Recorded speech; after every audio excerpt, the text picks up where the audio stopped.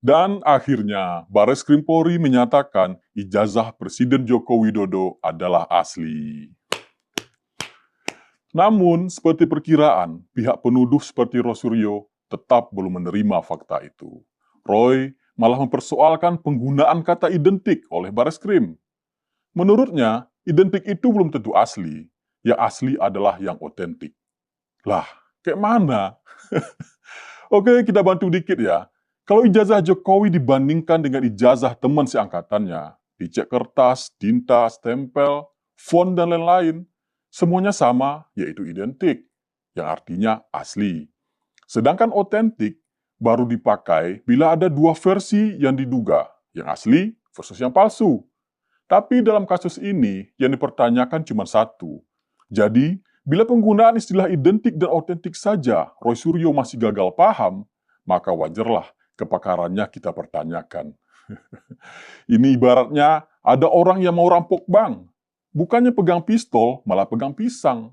Dan dia malah merasa keren sendiri, padahal semua orang menertawakan.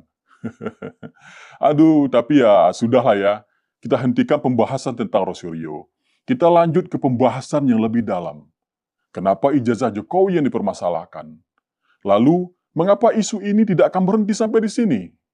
Karena ada yang lebih besar yang sedang dibidik. Dan target sesungguhnya bukan cuma Jokowi. Mari kita kupas, karena permainan ini jauh lebih dalam dari yang tampak di permukaan. Kenapa ijazah Jokowi yang dipermasalahkan? Kenapa bukan kebijakan, program, atau hasil kerja? Karena ini bukan sekedar soal keaslian dokumen, ini soal menyerang legitimasi politik. Dan nama-nama seperti Rosuryo atau pakar-pakar forensik dadakan itu bisa jadi cuma pion dari skenario besar yang mereka sendiri mungkin tidak sadar sedang dimainkan. Tentu, kita harus jujur bahwa sebagian yang kita paparkan ini adalah spekulasi. Tapi, dalam dunia politik, spekulasi adalah hal yang sah-sah saja. Ia bagian dari dinamika demokrasi. Karena politik bukan ilmu pasti, dia penuh variabel, motif tersembunyi, dan simbol-simbol yang tak kasat mata. Berawal dari Egy Sujana yang sempat bicara tentang sayembara senilai 16 miliar rupiah untuk membongkar ijazah Jokowi. Apakah itu fakta? Belum tentu. Perlu divalidasi dulu kebenarannya. Tapi, dari situ kita mencoba membaca arah angin dan memetakan siapa yang bermain di balik layar dan siapa yang diuntungkan dari kekacauan ini. Mari kita lihat peta politik hari ini. Jokowi memang tak lagi berkuasa, tapi pengaruhnya masih sangat terasa. Dan simbol paling kuat dari pengaruh itu adalah Gibran Rakabuming Raka, wakil presiden kita. Tahu nggak apa yang sangat ditakutkan oleh lawan politik Jokowi saat ini? Ya Gibran. Gibran adalah simbol regenerasi kekuasaan Jokowi. Posisinya paling strategis dibandingkan dengan ketum parpol manapun, menteri, bahkan gubernur terpopuler sekalipun. Kalau dia berhasil membuktikan diri sebagai pemimpin muda yang kuat, bersih, dan strategis, maka terah Jokowi akan terus hidup bahkan setelah 2029. Dan disitulah rasa terancam mulai tumbuh. Buat sebagian elit lama, ini mimpi buruk. Mungkin ada partai yang merasa, kami dulu yang berjuang, kami yang paling pantas mewarisi tahta. Mungkin juga ada pejabat yang ngerasa punya hak warisan atas kursi RI 1. Akhirnya, Gibran diserang. Diminta dimakzulkan, dituduh melanggar aturan saat pencalonan, tapi itu saja belum cukup. Hajar Jokowi, guncang pondasinya. Bayangkan, bila ternyata ijazah Jokowi palsu, keterpilihan Jokowi sebagai wali kota, gubernur, dan presiden memang tetap sah. Tapi, secara moral dan politik, ini bisa jadi hantaman besar bagi Jokowi. Karena, kalau kredibilitas Jokowi hancur, ya hancur bukan hanya reputasi pribadi, tapi warisan politiknya. Gibran akan berdiri sendirian, tanpa payung, tanpa legitimasi, tanpa backing moral. Dan itulah tujuannya. Kenapa ijazah dipilih? Karena ini bukan serangan kebijakan.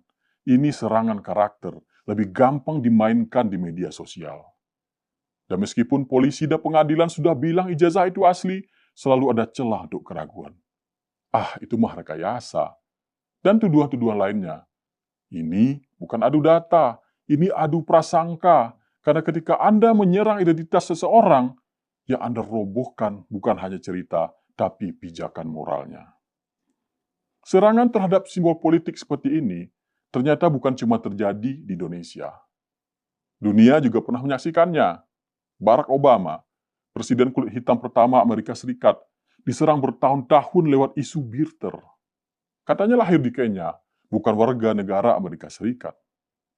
Tahu siapa yang mulai? Donald Trump. Tujuannya sama, merusak legitimasi. Bukan cari kebenaran, tapi mainkan identitas. Mirip banget sama Jokowi, diserang agamanya, asal-usulnya, dan sekarang ijazahnya. Tapi hasilnya, Obama 2 periode, Jokowi 2 periode. Publik lebih pintar dari yang mereka kira. Fenomena ini disebut backfire effect. Semakin kamu serang seseorang secara nggak adil, semakin besar simpati publik kepadanya. Dan itulah yang terjadi hari ini. Publik mulai muak, bukan pada Jokowi, tapi pada mereka yang hidup dari fitnah dan kebencian. Saat kamu melempar lumpur ke orang lain, kamu kehilangan tanah di bawah kakimu. Dan sekarang, tanah itu mulai runtuh di kaki mereka sendiri. Jadi, ini bukan sekedar soal dokumen. Ini soal warisan politik. Soal regenerasi yang coba dihentikan. Soal rasa tidak rela terhadap munculnya poros baru oleh lawan politik Jokowi yang tak ingin terah Jokowi terus hidup di belantara politik Indonesia. Tapi hari ini, dua tuduhan besar kepada Jokowi dan Gibran gagal total. Dan mereka yang ingin menangguk di air keruh mungkin sedang berpikir keras. Drama apa lagi yang bisa kita jual minggu depan? Hari ini ijazah Jokowi, besok mungkin ijazah Gibran. Tapi kita bisa memilih, mau terus tenggelam dalam drama atau mulai pakai logika. Mau jadi bangsa yang terjebak dalam kebisingan teori konspirasi atau jadi bangsa yang percaya bahwa adu gagasan lebih mulia daripada adu fitnah. Karena masa depan bangsa ini tidak ditentukan oleh siapa yang paling jago bikin drama, tapi oleh siapa yang paling serius membangun gagasan. Kebohongan bisa berlari cepat, tapi kebenaran akan selalu sampai pada akhirnya. Kalau Anda percaya bahwa politik harusnya cerdas, bukan gaduh, kalau Anda muak dengan isu murahan yang terus diulang demi kebencian yang gak kunjung tuntas, mari share video ini. Bantu lebih banyak orang buka mata, buka hati,